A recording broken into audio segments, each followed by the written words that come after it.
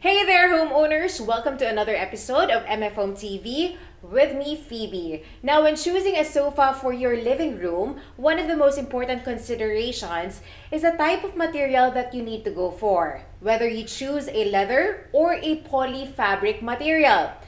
This particular topic is going to be a two-part episode for us to fully discuss both the advantages and disadvantages of the leather material and the polyfabric material. For today's video, we will be discussing the pros and cons of the leather type of material. Let's go.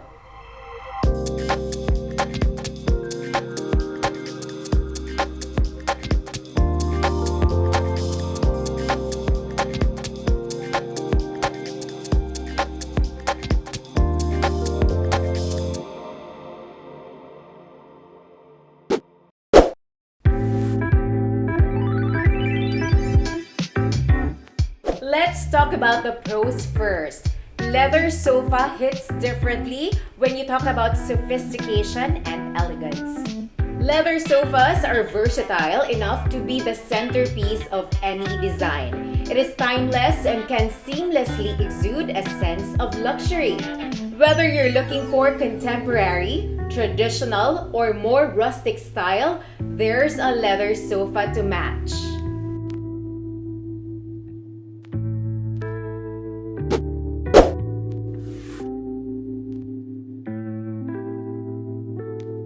Leather sofa has exceptional durability. Quality leather is resistant to punctures, spills, and stains, making it an ideal choice for households with children or pets. They tend to keep their shape for longer than a fabric sofa.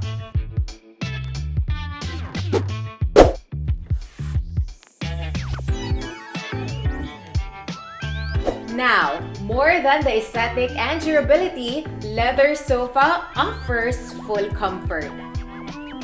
Leather adapts to your body's temperature, providing a pleasant warmth in colder months and a cool touch during summer. It can naturally adjust to your body, providing support and comfort that improves over time. So those are the pros of having a leather sofa. Ngayon naman, let's discuss the disadvantage if ever you are going to choose a leather type of material.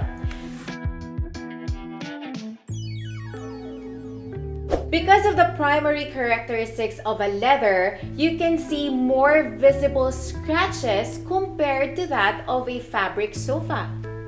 Leather is durable, but it is susceptible to scratches, especially if you have pets with sharp claws. Scratches and other marks are far more visible on leather than polyfabric upholstery.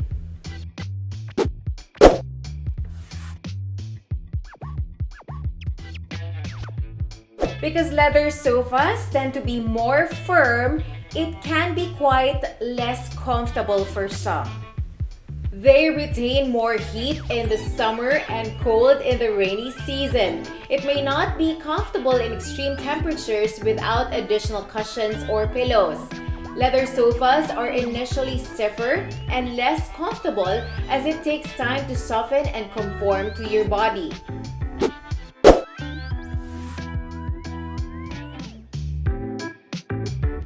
And syempre, ito yung pinakamalaking disadvantage, especially if you're considering your budget.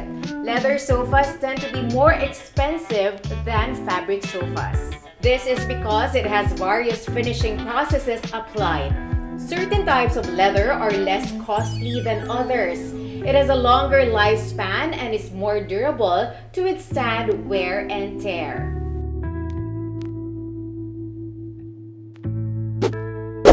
So there you have it, the pros and cons of a leather sofa. But before you choose, wait for our next episode because we will be discussing the pros and cons of a fabric sofa this time. Till next time, homeowners.